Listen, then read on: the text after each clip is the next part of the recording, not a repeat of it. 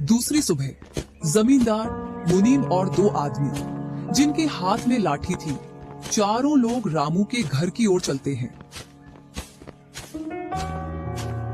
जैसे ही रामू के घर के पास पहुंचते हैं तो जमींदार और दोनों लोग थोड़ी दूर रुक जाते हैं।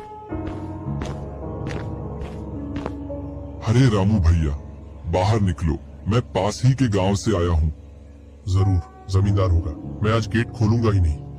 मैं तुम्हारी ससुराल से आया हूँ। तुम्हारे ससुर साहब ने तुम्हारे लिए कुछ रुपए और कुछ आभूषण भेजे हैं, क्योंकि बुढ़ापे की वजह से उनसे यहाँ तक आने की नहीं बन पा रही थी, इस वजह से उन्होंने मुझे भेजा है।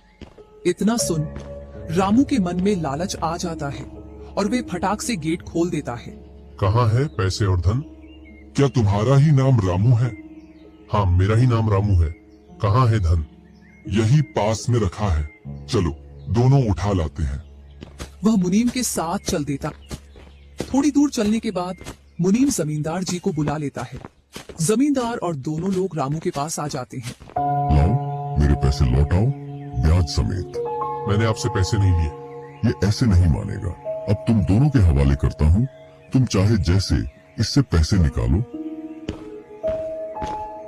और दोनों आदमी रामू को लठ से मारते हैं। रामू चिल्लाता हुआ, अरे भाई रुको, अरे भाई रुको, मत मारो, अरे भाई रुको, मत मारो।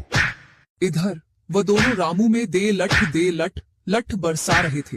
तभी राजू गेट खोलकर देखता है तो रामू पर कुछ लोग लठ से वार कर रहे थे। तो वह दौड़कर उनके पास आता है और बोलता है, अरे भाई रुको, इस रामू ने आज से 5 महीने पहले मुझसे पैसे लिए थे। जब लौटाने की बारी आई तो बहाने कर रहा था। कितने पैसे हैं? 2000। रुको, मैं लाता हूँ।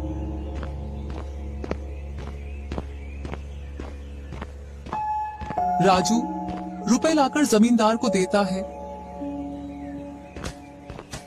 और जमींदार और उसके साथी वहां से चले जाते हैं। इधर रामू भी अपने घर में चला जाता है और राजू भी। कुछ दिनों बाद दोनों भाई अपना अपना खेत खोदने के लिए खेतों पर पहुंच जाते हैं। इधर खेत खोदते खोदते राजू दौड़ते हुए रामू के पास आता है और बोलता है, देखो मुझे खेत में क्या मिला है।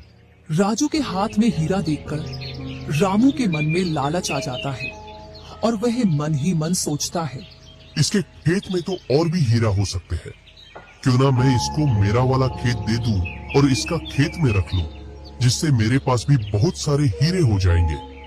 मैं क्या बोल रहा था, क्यों ना तू मेरे वाले खेत पर फसल कर ले और मैं तेरे वाले पर। इतने दिनों से तू कम जगह पर कर रहा था। और रामू राजू वाले हिस्से को खोदने लग जाता है।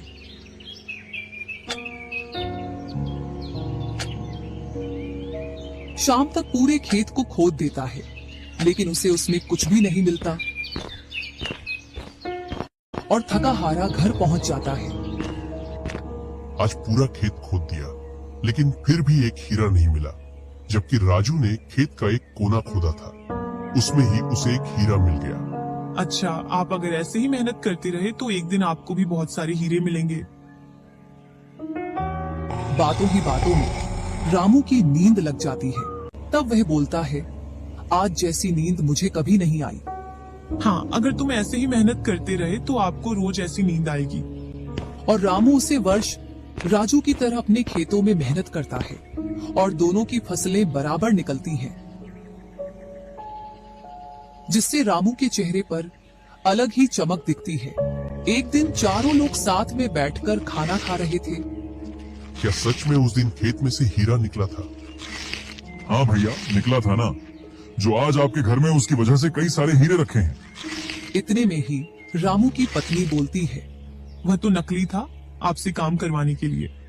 इसी प्रकार बातें करते करते चारों लोग अपने अपने घरों में जाकर सो जाते हैं। सुबह होते ही तुम दोनों को राजा साहब ने राजमहल बुलाया है। वह दोनों भाई सेनापति के साथ चल देते हैं। अब पता नहीं कौन सी आपदा आ गई। कुछ नहीं, कुछ अच्छा काम होगा, तभी तो हमें बुलाया है। दोनों राजा के पास पहुंच जाते हैं। हमने सुना है इस